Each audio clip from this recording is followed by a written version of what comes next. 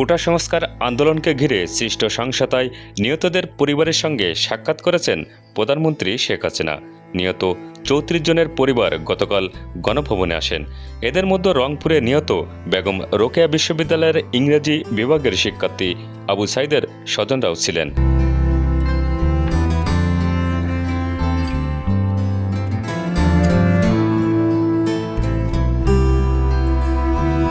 প্রধানমন্ত্রী নিহতদের স্বজনদের সঙ্গে কথা বলেন, তাদের খোঁজ খবর নেন।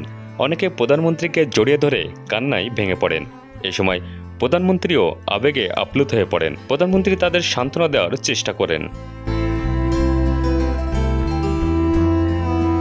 প্রধানমন্ত্রী বলেন, আমাকে দেখেন, আমি কত শোক নিয়ে বেঁচে আছি। এক রাতে বাবা মা ভাই সহ নিজের স্বজন হারানোর কথা উল্লেখ করে শেখ হাসিনা বলেন, আপনাদের সান্ত্বনা দেওয়ার ভাষা নেই, আপনাদের কষ্ট আমি বুঝি। কাজে আপনাদের কষ্ট আমি বুঝি, আমি আছি আপনাদের জন্য, আপনাদের পাশে। আর আমার চেষ্টা থাকবে যারা এই খুনের সঙ্গে জড়িত খুঁজে খুঁজে বের করে তারা অবশ্যই যেন শাস্তি পায়, সেটাই আমার প্রচেষ্টা থাকবে, সেটাই আমি করবো। আপনাদেরও সাহায্য চাই, কারণ আপনাদের কাছেও সাহায্য, যদি আপনারা কিছু জানেন আমাদের জানাবেন।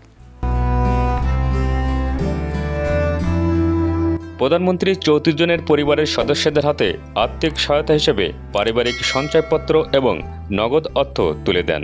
এই সময় গণভবনে অন্যদের মধ্যে উপস্থিত ছিলেন জাতীয় সংসদের স্পিকার ডক্টর শিরিন শারমিন চৌধুরী ও স্বরাষ্ট্রমন্ত্রী আসাদুজ্জামান খান কামাল।